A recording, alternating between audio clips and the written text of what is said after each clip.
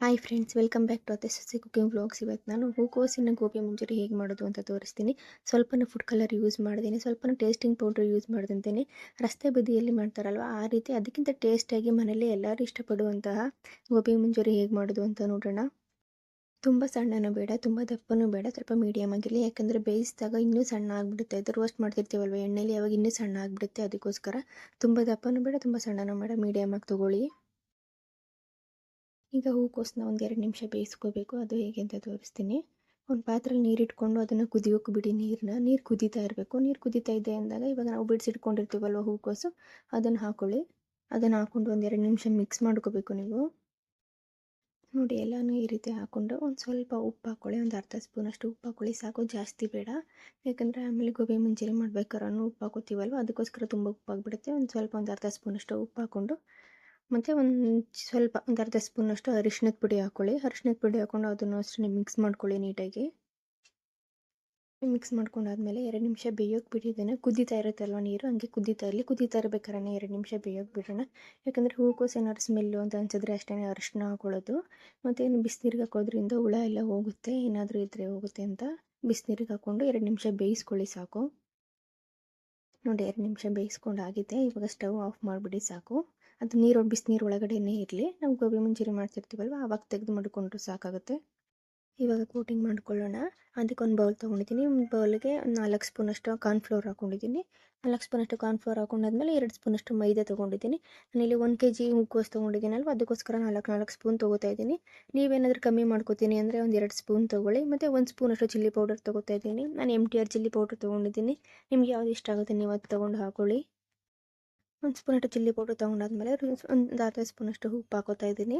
ಒಂದು ಸ್ವಲ್ಪ ಹಾಕ್ಕೊಳ್ಳಿ ಸಾಕು. ಯಾಕಂದರೆ ನಾವು ಹೂಕೋಸು ಬೇಯಿಸ್ಕೋಬೇಕು ಹಾಕ್ಕೊಂಡಿರ್ತೀವಲ್ವ, ಅದಕ್ಕೋಸ್ಕರ ಒಂದು ಅರ್ಧ ಸ್ಪೂನಷ್ಟು ಹಾಕ್ಕೊಳ್ಳಿ. ಇಲ್ಲಿ ಹಾಕೊಂಡಾದ್ಮೇಲೆ ಒಂದು ಸಲ ಮಿಕ್ಸ್ ಮಾಡ್ಕೊಳ್ಳಿ ನೀಟಾಗಿ. ಅದನ್ನು ಮಿಕ್ಸ್ ಮಾಡ್ಕೊಂಡಾದ್ಮೇಲೆ ಒಂದು ಅರ್ಧ ಸ್ಪೂನಷ್ಟು ಪೆಪ್ಪರ್ ಪೌಡರ್ ಹಾಕ್ಕೊಳ್ಳಿ. ಪೆಪ್ಪರ್ ಪೌಡರ್ ಹಾಕ್ಕೊಂಡು ಅದನ್ನು ಕ್ಲೀನಾಗಿ ಮಿಕ್ಸ್ ಮಾಡ್ಕೊಳ್ಳಿ. ಫಸ್ಟ್ ಒಂದು ಸ್ಪೂನಲ್ಲಿ ಅಥವಾ ಕೈಯಲ್ಲಿ ಫಸ್ಟ್ ಎಲ್ಲನೂ ನೀಟಾಗಿ ಮಿಕ್ಸ್ ಮಾಡ್ಕೊಂಡಾದ್ಮೇಲೆ ನೀರು ಹಾಕ್ಬಿಟ್ಟು ಅದನ್ನು ಕಲಿಸ್ಕೋಬೇಕು. ಇಲ್ಲಾಂದರೆ ಒಂದು ಉಪ್ಪು ಖಾರ ಒಂದಕ್ಕೆ ಹಿಳ್ದಿರಲ್ಲ ಅಂತ ಅನ್ನೋದಕ್ಕೋಸ್ಕರ ಇವಾಗೆಲ್ಲ ಮಿಕ್ಸ್ ಮಾಡ್ಕೊಂಡಾದ್ಮೇಲೆ ಒಂದು ಸ್ವಲ್ಪ ನೀರು ಹಾಕ್ಕೊಂಡು ಕಲಿಸ್ಕೊಳ್ಳಿ. ನೀವು ಕೈಯಲ್ಲೇ ಒಂದು ಸ್ವಲ್ಪ ಹಾಕ್ಕೊಳ್ಳಿ. ಸ್ವಲ್ಪ ಹಾಕ್ಕೊಂಡು ಕಲಿಸ್ಕೊಳ್ಳಿ. ಜಾಸ್ತಿ ನೀರಾಗ್ಬಿಟ್ರೆ ತುಂಬ ತೆಳ್ಳಗಾಗ್ಬಿಡುತ್ತೆ, ಆವಾಗ ಮಸಾಲೆ ಅಂಟ್ಕೊಳ್ಳೋದಿಲ್ಲ. ಅದಕ್ಕೋಸ್ಕರ ಎಷ್ಟು ಬೇಕೋ ಎಷ್ಟೆಷ್ಟು ಬೇಕು ಅಂತ ಸ್ವಲ್ಪನೇ ಹಾಕ್ಕೊಳ್ಳಿ.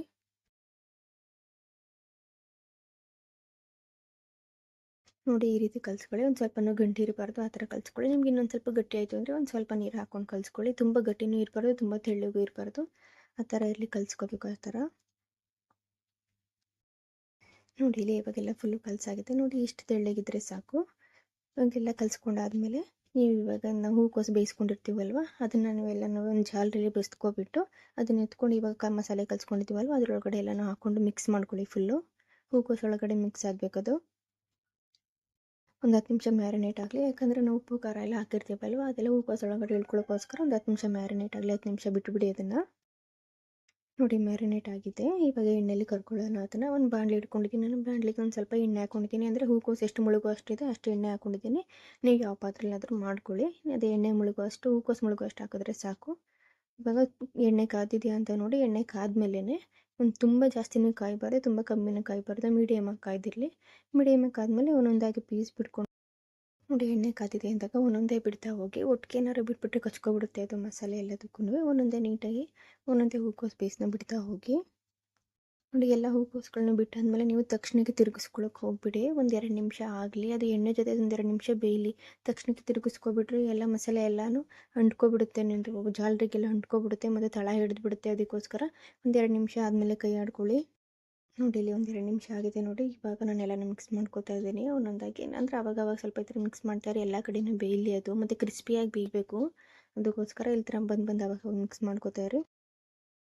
ನೋಡಿ, ಇಲ್ಲಿ ಒಂದು ಸ್ವಲ್ಪನೂ ಫುಡ್ ಕಲರ್ ಯೂಸ್ ಮಾಡಿಲ್ಲ, ಏನಿಲ್ಲ. ಎಷ್ಟು ಕಲರ್ಫುಲ್ಲಾಗಿ ಕಾಣಿಸ್ತಾ ಇದೆ. ಮತ್ತು ತುಂಬ ಚೆನ್ನಾಗಿ ಮತ್ತು ಕ್ರಿಸ್ಪಿಯಾಗಿ ಬೇಯಬೇಕು ಅದು. ತುಂಬ ಹೊತ್ತು ಬಿಡಿ, ಯಾಕಂದರೆ ಹೂಕೋಸೆಲ್ಲ ಮೆತ್ತಾಗಿಬಿಡುತ್ತೆ ಬೇಗ. ಸ್ವಲ್ಪ ಕ್ರಿಸ್ಪಿಯಾಗಿ ಬೇಯಲಿ, ಅಲ್ಲಿ ತನಕ ಬಿಟ್ಟು ಆಮೇಲೆ ಎತ್ಕೊಳ್ಳಿ. ನೋಡಿ, ಇವಾಗ ಇಷ್ಟು ಬೆಂದಿದ್ದರೆ ಸಾಕು. ನೋಡಿ, ಎಷ್ಟು ಕಲರ್ ಬಂದಿದೆ. ಇಷ್ಟು ಕಲರ್ ಬಂದಿದ್ದರೆ ಸಾಕು. ಇವಾಗ ತೆಗೆದಿಟ್ಕೊಂಡು ಮತ್ತೆ ಇನ್ನೂ ಇದೆಯಲ್ಲ ಅದನ್ನೆಲ್ಲನೂ ಒಂದೊಂದಾಗಿ ಬಿಡ್ತಾ ಹೋಗಿ. ನೋಡಿ, ಇಲ್ಲಿ ಫಸ್ಟ್ ಒಂದು ಸಲ ಬೇಯಿಸ್ಕೊಂಡು ಎತ್ಕೊಂಡಿದ್ದೀನಿ. ಮತ್ತು ಇವಾಗ ಸೆಕೆಂಡ್ ಟೈಮ್ ಹಾಕ್ತಾಯಿದ್ದೀನಿ.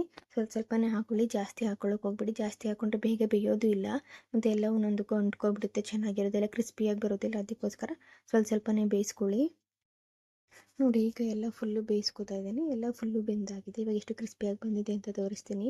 ಇಲ್ಲಿ ನೋಡಿ, ಇಲ್ಲಿ ಸೌಂಡ್ ಮಾಡಿದ್ರೆ ಫುಲ್ಲು ಕ್ರಿಸ್ಪಿಯಾಗಿರಬೇಕು. ನಮಗೆ ಅಷ್ಟೊಂದು ಚೆನ್ನಾಗಿ ಬೇಯಿಸ್ಕೋಬೇಕು. ನೀವು ರೋಸ್ಟ್ ಮಾಡ್ಕೋಬೇಕು. ಯಾಕಂದರೆ ಹೂಕೋಸು ಆಗಿರೋದ್ರಿಂದ ಬೇಗ ಮೆತ್ತೆ ಆಗಿಬಿಡುತ್ತೆ. ಅದು ನಾವು ಗೋಬಿಗೆ ಫ್ರೈ ಮಾಡ್ಕೊತಾ ಇರ್ಬೇಕಾದ್ರೆ ಮೆತ್ತೆ ಆಗಿಬಿಡುತ್ತೆ. ಅದಕ್ಕೋಸ್ಕರ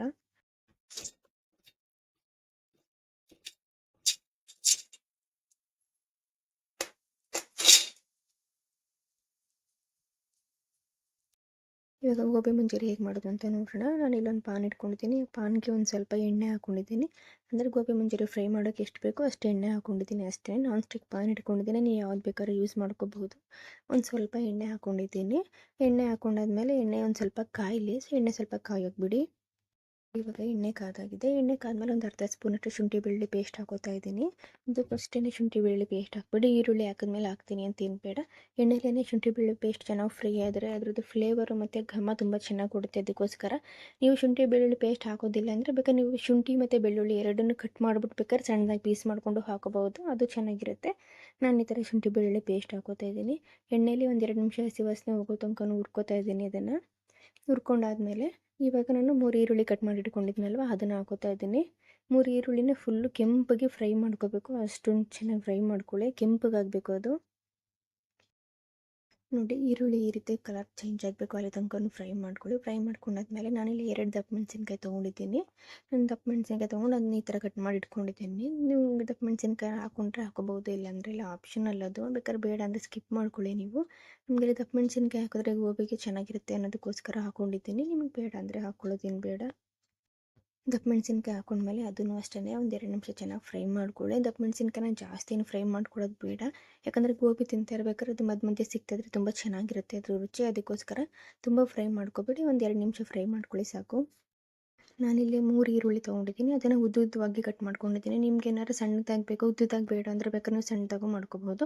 ಉದ್ದುದಾಗಿದ್ದರೆ ತುಂಬ ಚೆನ್ನಾಗಿರುತ್ತೆ. ಮತ್ತು ಗೋಬಿ ಮಂಚೂರಿಯಲ್ಲಿ ಈರುಳ್ಳಿ ಜಾಸ್ತಿ ಇದ್ದರೂ ಕೂಡ ತುಂಬ ಚೆನ್ನಾಗಿರುತ್ತೆ ತಿನ್ನೋಕ್ಕೋಸ್ಕರ. ಅದಕ್ಕೋಸ್ಕರ ಇಲ್ಲಿ 3 ಈರುಳ್ಳಿ ಹಾಕೋತಾ ಇದ್ದೀನಿ. ನಿಮ್ಗೆ ಇನ್ನೂ ಜಾಸ್ತಿ ಬೇಕು ಅನಿಸಿದ್ರೆ ಹಾಕೊಳ್ಳಿ ನೀವು. ದಪ್ಪ ಮೆಣಸಿನ್ಕಾಯಿ ಈ ಥರ ಫ್ರೈ ಮಾಡ್ಕೊಂಡಾದ್ಮೇಲೆ ನಾನಿಲ್ಲಿ 4 ಸ್ಪೂನಷ್ಟು ಟೊಮೆಟೊ ಸಾಸ್ ಹಾಕೋತಾ ಇದ್ದೀನಿ. ಟೊಮೆಟೊ ಸಾಸ್ ಹಾಕೊಂಡು ಒಂದು ಸ್ವಲ್ಪ ಮಿಕ್ಸ್ ಮಾಡ್ಕೊಳ್ಳಿ. ಮಿಕ್ಸ್ ಮಾಡ್ಕೊಂಡಾದ್ಮೇಲೆ ಟೊಮೆಟೊ ಸಾಸ್ ಹಾಕೊಂಡಾದ್ಮೇಲೆ ಒಂದು 2 ಸ್ಪೂನಷ್ಟು ರೆಡ್ ಚಿಲ್ಲಿ ಸಾಸ್ ಹಾಕೋತಾ ಇದ್ದೀನಿ. ನೀವು ಇಲ್ಲಿ ನಾನು 1 kg ಮಾಡ್ಕೋತಾ ಇದ್ದೀನಲ್ವ, ಅದಕ್ಕೆ 2 ಸ್ಪೂನ್ ಮತ್ತು 4 ಸ್ಪೂನ್ ಹಾಕೋತಾ ಇದ್ದೀನಿ. ನೀವೇನಾದ್ರು ಕಮ್ಮಿ ಮಾಡ್ಕೊಳ್ಳೋದಾದರೆ 2 ಸ್ಪೂನಷ್ಟು ಟೊಮೆಟೊ ಸಾಸ್ ಹಾಕೊಳ್ಳಿ. 1 ಸ್ಪೂನಷ್ಟು ರೆಡ್ ಚಿಲ್ಲಿ ಸಾಸ್ ಹಾಕ್ಕೊಳ್ಳಿ ಸಾಕು.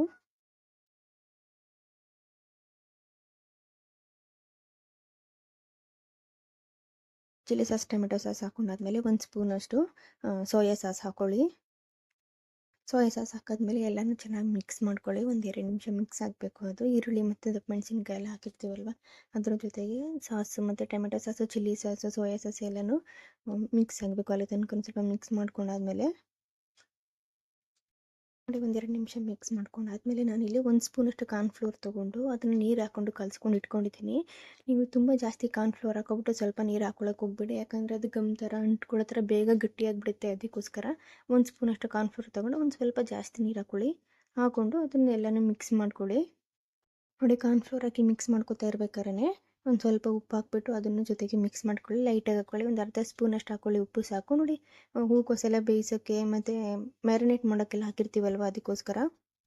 ನೋಡಿ, ಇಲ್ಲಿ ಒಂದು 2 ನಿಮಿಷ ಮಿಕ್ಸ್ ಮಾಡ್ತಾ ಮಾಡ್ತಾ ಕಲರ್ ಎಷ್ಟು ಚೆನ್ನಾಗಿ ಬಂದಿದೆ. ಇವಾಗ ಬೇಯಿಸಿ ಇಟ್ಕೊಂಡಿರ್ತೀವಲ್ವ ನಾವು ಡ್ರೈ ಗೋಬಿ, ಅದನ್ನು ಹಾಕ್ಕೊಂಡು ಮಿಕ್ಸ್ ಮಾಡ್ಕೊಳ್ಳಿ. ನೀಟಾಗಿ ಮಿಕ್ಸ್ ಮಾಡ್ಕೊಳ್ಳಿ. ಒಂದು 2 ನಿಮಿಷ ಸ್ವಲ್ಪ ಜಾಸ್ತಿ ಉರಿ ಕೊಟ್ಕೊಂಡು, ಇವಾಗ ಗೋಬಿ ಮಿಕ್ಸ್ ಮಾಡ್ಬೇಕಾದ್ರೆ ಒಂದು ಸ್ವಲ್ಪ ಜಾಸ್ತಿ ಉರಿ ಕೊಟ್ಕೊಂಡು ಮಿಕ್ಸ್ ಮಾಡ್ಕೊಳ್ಳಿ. ಯಾಕಂದರೆ ಹೂಕೋಸಲ್ವ ಬೇಗ ಮೆತ್ತೆ ಆಗಿಬಿಡುತ್ತೆ. ಅದಕ್ಕೋಸ್ಕರ ಜಾಸ್ತಿ ಉರಿ ಕೊಟ್ಕೊಂಡು ಬೇಗ ಬೇಗ ಮಿಕ್ಸ್ ಮಾಡ್ಕೊತಾ ಇರಿ. ನೋಡಿ, ಈಗ ಚೆನ್ನಾಗಿ ಮಿಕ್ಸ್ ಮಾಡ್ಕೊಂಡಾಗಿದೆ. ಮಿಕ್ಸ್ ಮಾಡ್ಕೊಂಡಾದ್ಮೇಲೆ ಕೊನೆಯಲ್ಲಿ ಒಂದು ಸ್ವಲ್ಪ ಕೊತ್ತಂಬರಿ ಸೊಪ್ಪು ಏನಾದ್ರು ಹಾಕ್ಬಿಟ್ರೆ ಗೋಬಿ ಫುಲ್ಲು ರೆಡಿ ಆಗುತ್ತೆ. ನಾನು 1 kg ಹೂಕೋಸು ತೊಗೊಂಡಿದ್ದೀನಿ. 1 kg ಹೂಕೋಸಲ್ಲಿ ಒಂದು 5 ಜನ ಆರಾಮಾಗಿ ತಿನ್ಬೋದು. ಚಿಕ್ಕ ಮಕ್ಕಳಿಂದ ಹಿಡಿದು ದೊಡ್ಡವ್ರ ತನಕ ಎಲ್ಲರಿಗೂ ತುಂಬ ಇಷ್ಟ ಆಗುತ್ತೆ. ತುಂಬ ಖಾರ ಅನ್ಸಲ್ಲ, ಏನಿಲ್ಲ. ಸ್ವಲ್ಪ ಸ್ವೀಟ್ ಆಗಿರೋದ್ರಿಂದ ಮಕ್ಕಳು ಕೂಡ ಚೆನ್ನಾಗಿ ತಿಂತಾರೆ. ನಿಮಗೆ ಈ ರೆಸಿಪಿ ಇಷ್ಟ ಆಗಿದ್ರೆ ನೀವು ಮನೇಲಿ ಟ್ರೈ ಮಾಡಿ ಹೇಗೆ ಬಂತು ಅಂತ ಕಮೆಂಟ್ ಮಾಡಿ. ನಿಮಗೆ ಈ ವಿಡಿಯೋ ಇಷ್ಟ ಆಗಿದ್ರೆ ಚಾನಲ್ನ ಲೈಕ್ ಮಾಡಿ, ಶೇರ್ ಮಾಡಿ ಹಾಗೂ ಸಬ್ಸ್ಕ್ರೈಬ್ ಮಾಡಿ. ಪಕ್ಕದಲ್ಲಿರುವ ಬೆಲ್ ಐಕಾನ್ನ ಪ್ರೆಸ್ ಮಾಡಿ. ನಾನು ಯಾವುದೇ ವಿಡಿಯೋ ಹಾಕಿದ್ರೂ ನಿಮಗೆ ನೋಟಿಫಿಕೇಷನ್ ಬರುತ್ತೆ. Thanks for watching.